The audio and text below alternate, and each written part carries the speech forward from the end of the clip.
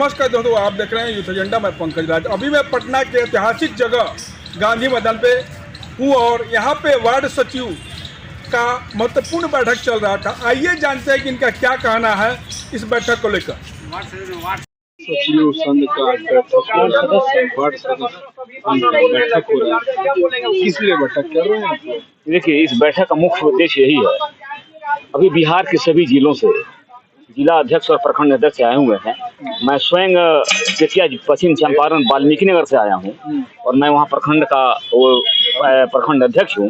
और हम लोग का ये मुख्य मांग यही है कि पिछले कई 2 साल चुनाव का हो गया, लेकिन अभी तक वार्ड सदस्यों को जो अधिकार मिलना चाहिए, जो विकास के लिए हम लोग जो वादा किए, वो हम लोग का पूरा नहीं हो रहा है।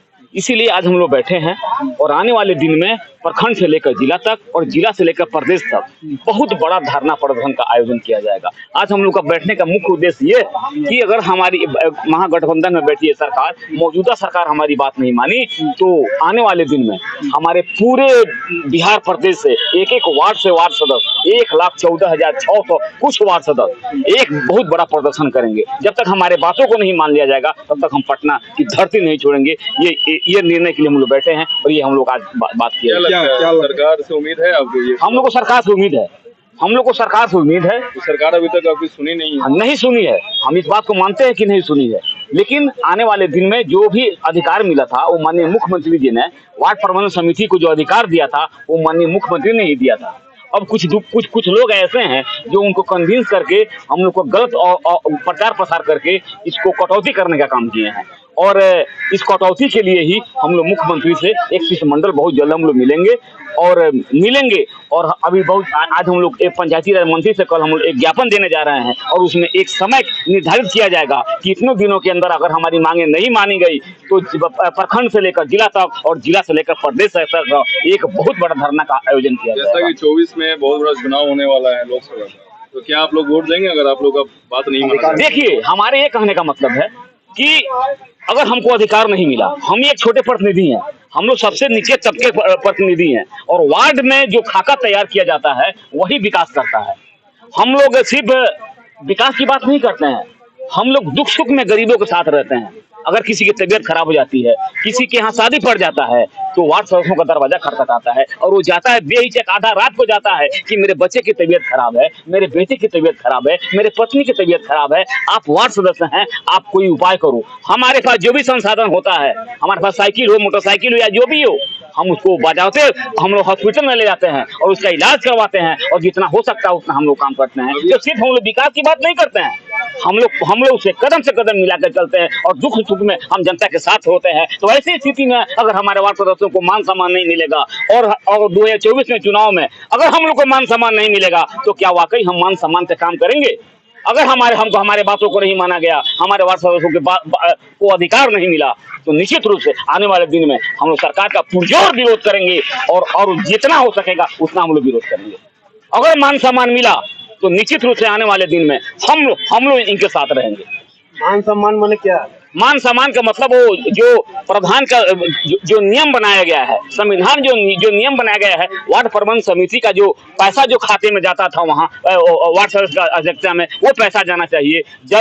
गली नली का जो काम होता था वो काम होना चाहिए। हमारा जो मानदेय है, जो 500 रुपया देते हैं, ये 500 रुपया बहुत बड़ा हम लोग के लिए लज्जा और शर्म की बात है। एक मनरेगा के मजदूरी का जो मजदूर है उसको एक बराबर भी नहीं है, तो कम से कम एक सम्मानजनक 5,000 रुपया हम लोगों को जो मानदेय है वो मिले, इसलिए हम लोग ये काम कर रहे हैं। अच्छा, आपके माने में विकास कहते किसको?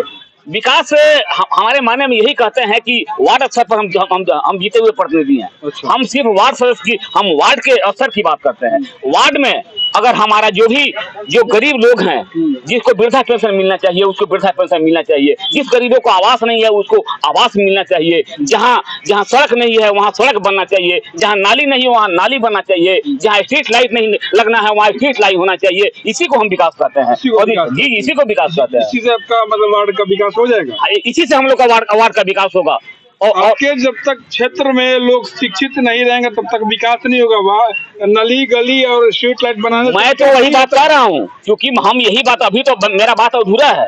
मेरे कहने का मतलब है कि वार्ड के हम वार्ड अध्यक्ष होते हैं, उस वार्ड के वार्ड अध्यक्ष होते हैं, और उस वार्ड में जो स्कूल होता है उस स्कूल के भी हम अध्यक्ष होते हैं। तो वैसी स्थिति में वहाँ भी वार्ड अध्यक्षों की सहभागिता सुनिश्चित होनी चाहिए, आंगनबाड़ी की देख रेख की सहभागिता सुनिश्चित होनी चाहिए, और वहाँ का जो व्यवस्था है, वहाँ का जो शिक्षा की जो व्यवस्था है, जो शिक्षकों की कमी है, वार्ड सदस्यों के देख रेख में अगर शिक्षकों की कमी है तो शिक्षकों की बहाली होनी चाहिए, और वहाँ जो पढ़ाई का जो व्यवस्था है वो सुंदर रूप से पढ़ाई होनी चाहिए। ये भी विकास में आता है, और बिना शिक्षा का सब कुछ अधूरा है, आप जानते हैं। तो ऐसी स्थिति में हम सिर्फ विकास की बात नहीं, हम शिक्षा की भी बात करते हैं।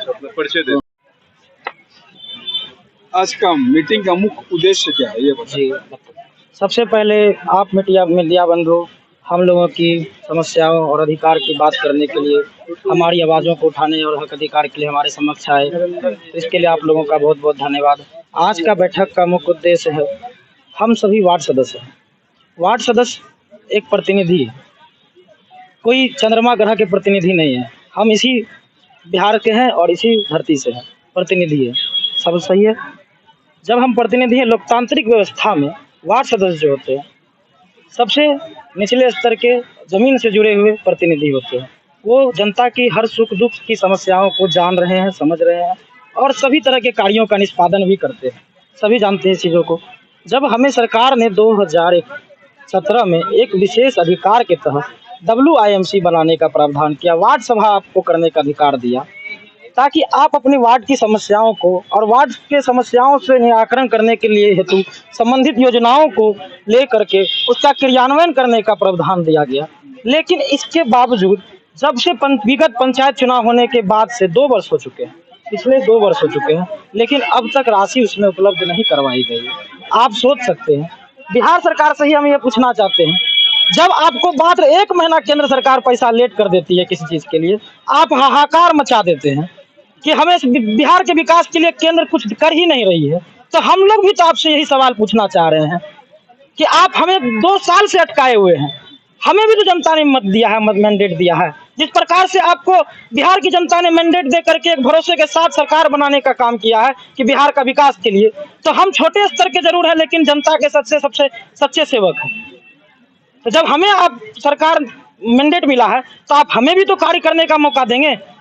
अगर आप हमें नहीं दे रहे तो हम अगले टर्म के लिए फिर कैसे आएंगे? हमारा भविष्य तो जा रहा है। हर कोई शिक्षित इस बार वार्ड सदस्य बने हैं, बहुत सारे प्रतिनिधि आए हैं, जीत करके आए हैं, लेकिन कोई कार्य नहीं कर पा रहा है। किसी प्रकार की सभी समस्याओं से घिरे हुए हैं, किसी प्रकार का काम नहीं हो रहा है पिछले दिनों से। और साथ ही साथ हमारी सरकार से एक और मांग है जिसके लिए हम लोग बैठक कर रहे हैं। जो आपने अधिनियम बनाया 2006 में, पंचायती राज अधिनियम जो हमारा बनाया, उसका जमीनी स्तर पर कितना काम हो रहा है ये आप देखिए, तय कीजिए। बिल्कुल किसी पंचायत में, किसी प्रखंड में, किसी जिला स्तर पर भी नहीं हो रहा है। समय समय पर खाली आप पंचायती राज विभाग पत्र निर्गत कर दिया जाता है, लेकिन इसके बावजूद कहना चाहते हैं कि उसका अनुपालन विभागीय पदाधिकारी जो निम्न स्तर के होते हैं, पंचायत के होते हैं या प्रखंड के होते हैं, उनका नहीं करते। क्यों नहीं करते हैं? तो उस पर आप पंचायती राज विभाग क्यों नहीं एक्शन ले पाते हैं? पंचायती राज मंत्री से कुछ बात हुई आपकी?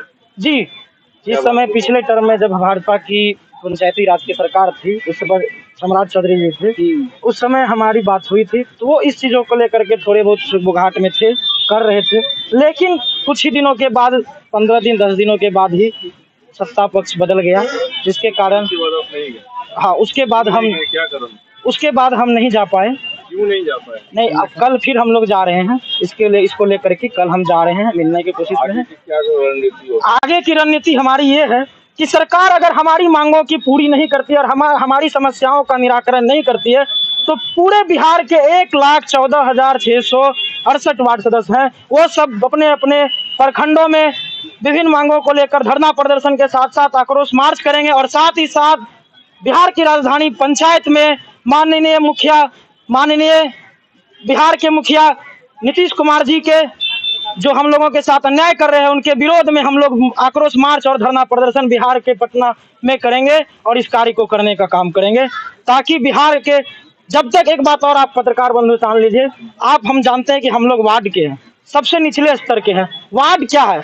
एक जब मकान बनाते हैं तो उसकी एक नींव होती है। उसी तरह लोकतांत्रिक व्यवस्था में वार्ड एक नींव है। जब तक आपका नींव मजबूत नहीं होगा तो क्या कोई चीज मजबूत हो सकता है? आप 4 मंजिल बना लीजिए, 5 मंजिल बना लीजिए, लेकिन नींव आपका सही रहेगा तभी तो चल सकता है। उसी प्रकार से हम लोग लोकतांत्रिक व्यवस्था में नींव है। हम लोग मजबूत रहेंगे, हम लोगों को विकास का कार्य मिलेगा, तब तो आपका विकास बिहार का होगा। जब हमें ही विकास नहीं तो कहाँ से कर रहे हैं? नीतीश कुमार तो बड़े बड़े वादे कर रहे हैं कि ये कर रहे हैं, वो कर रहे हैं। जाकर के देखिए, अगर हमारे वार्ड में जाइए, हमारे पंचायत में जाइए, लंबे लंबे रोड है लेकिन उसमें पानी जल जमाव लगा हुआ है, सारी जल जमाव लगे हुए, आधा रोड टूट चुका है, कहीं कुछ हो चुका है। इन सब का कार्य कहाँ हो पा रहा है? पिछले 2 सालों से नहीं हो पा रहा है। क्यों नहीं हो पा रहा है? आपको बिहार के विकास की चिंता ही नहीं है, आपको बस राजनीतिक उथल पुथल की चिंता है कि किस प्रकार से राजनीतिक उथल पुथल किया जाए और कुछ नहीं किया। जैसा कि वार्ड सदस्यों का कहना है कि हमारी जो भी मांग है उनको सरकार पूरा करे, अन्यथा हम इसके लिए बहुत विशाल धरना करेंगे और सरकार को अपनी बात पे मनवा के ही दम लेंगे। आगे की न्यूज़ देखने के लिए बने रहिए यूथ एजेंडा। धन्यवाद।